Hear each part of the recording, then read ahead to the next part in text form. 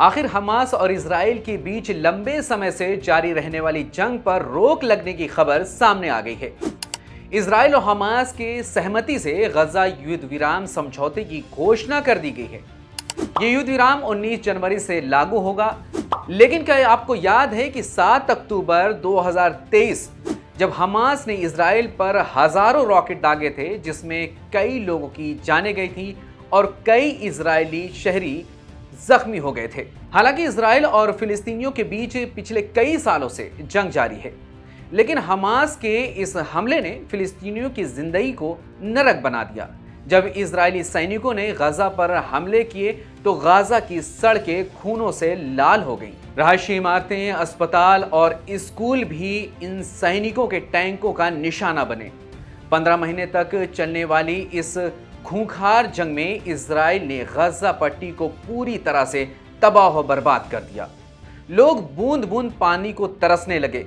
खाने के लिए एक लुकमा भी नहीं था। रोजाना बीमारी, मौतें, जबरन निकासी और भूखमरी जैसी परेशानियों से गजा के लोग जूझ रहे थे। इस युद्ध विराम समझौते ने एक बार फिर गजा के लोगों के चेहरों पर मुस्कुराहट ला दी है।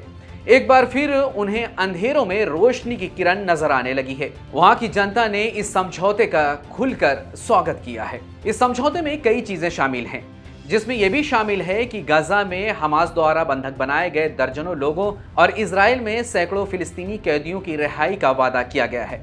इतना ही नहीं, इस समझौते के तहत लाखों फिलिस्तीनियों को अपने घर वापस लौटने की अनुमति भी दी गई है। वहीं इस मामले पर कतर के प्रधानमंत्री शेख मोहम्मद बिन अब्दुर्रहमान अल सानी का कहना है कि युद्ध विराम रविवार से नाफिज होगा और इसकी सफलता इजराइल और हमास के ऊपर निर्भर है कि यह समझौता टूटने ना पाए। अमेरिकी राष्ट्रपति जो बाइडेन ने वाशिंगटन से समझौते को बरकरार रखने पर जोर देते हुए कहा है कि जब तक इजराइल और हमास युद्ध विराम के लिए बातचीत की मेज पर रहेंगे, तब तक युद्ध विराम लागू रहेगा। बाइडेन ने इस समझौते को अंतिम रूप देने के लिए महीनों की अमेरिकी कूटनीति की तारीफ की है।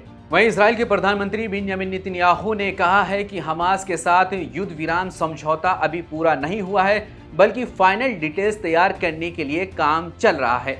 नेतन्याहू ने युद्ध विराम समझौते को आगे बढ़ाने के लिए ट्रंप और जो बाइडेन का धन्यवाद दिया है, लेकिन उन्होंने स्पष्ट रूप से यह भी नहीं बताया है कि उन्होंने इसे स्वीकार किया है या नहीं। जबकि हमास ने अपने बयान में कहा है कि युद्ध विराम हमारे महान फिलिस्तीनी लोगों की कुर्बानियों और गजा पट्टी में हमारे वीर प्रतिरोध का परिणाम है। आपको बता दें कि इस जंग में काफी जान और माल का नुकसान हुआ है। इस युद्ध में कम से कम 46,000 से अधिक फिलिस्तीनी मारे गए हैं और 1 लाख से अधिक घायल हुए हैं। मृतकों में सबसे अधिक संख्या फिलिस्तीनी बच्चों और महिलाओं की है। वहीं इजरायली हताहतों की बात करें तो 7 अक्टूबर से हमास के हमले में 1,000 से अधिक इजरायली मारे गए थे। हालांकि इजरायली सेना ने अब तक गाजा जंग के दौरान केवल 405 सैनिकों के मारे जाने की बात स्वीकार की है, जबकि इतने ही सैनिक लेबनान में भी मारे गए हैं। कुल मिलाकर लगभग 1940 इजरायली सैनिक और अन्य लोग मारे गए हैं। इस बीच हमास का दावा यह है कि मारे गए इजरायली सैनिकों की संख्या और ज्यादा है। फिलिस्तीनियन इन्वायरमेंटल अथॉरिटी का कहना है कि एक अनुमान के अनुसार इजराइल ने गजा पर 85,000 टन विस्फोटक का इस्तेमाल किया है। वहीं यूनाइटेड नेशन के अनुसार इजरायली बमबारी से गजा में 42 मिलियन टन से अधिक मलबा उत्पन्न हुआ है। विशेषज्ञों का कहना है कि मलबा साफ करने में 1 दशक से अधिक समय लग सकता है। इस दौरान फिलिस्तीनी अवाम और कार्यकर्ताओं का जीवन उन बमों के खतरे में रहेगा जो अभी तक फटे नहीं हैं। अमेरिका के राष्ट्रपति जो बाइडेन और निर्वाचित राष्ट्रपति डोनाल्ड ट्रंप ने समझौते की पुष्टि की है। ट्रंप ने कहा है कि इस समझौते का इस्तेमाल वो अब्राहम समझौते के विस्तार देने के लिए करेंगे। अब्राहम समझौता ट्रंप के पहले कार्यकाल के दौरान किया गया था। ट्रंप ने कहा है कि वो इस बात से काफी खुश हैं कि अमेरिकी और इजरायली बंधक घर वापस लौट आएंगे। हालांकि डोनाल्ड ट्रंप ने कुछ दिन पहले हमास को चेतावनी दी थी कि वो उनके शपथ ग्रहण करने से पहले युद्ध विराम समझौते को अंतिम रूप दें। और इजरायली बंधकों को रिहा करें। ट्रंप 20 जनवरी को अमेरिका के राष्ट्रपति के तौर पर शपथ लेंगे। ट्रंप का कहना था कि अगर वो ऐसा नहीं करेंगे तो हमास को अंजाम भुगतने के लिए तैयार रहना चाहिए। क्या इस समझौते से इजराइल के प्रधानमंत्री बेंजामिन नेतन्याहू के प्रति इजरायली जनता की नाराजगी कम हो पाएगी, क्योंकि उन पर लगातार बंधकों की रिहाई का दबाव पड़ रहा था।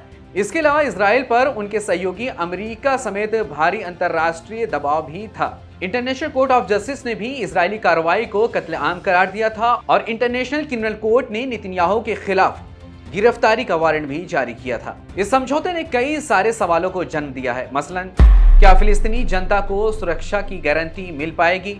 क्या बेंजामिन नेतन्याहू इजराइल जनता का भरोसा दोबारा जीत पाएंगे? क्या इस युद्ध के जरिए इजराइल हमास को कमजोर करने में कामयाब हो पाया है?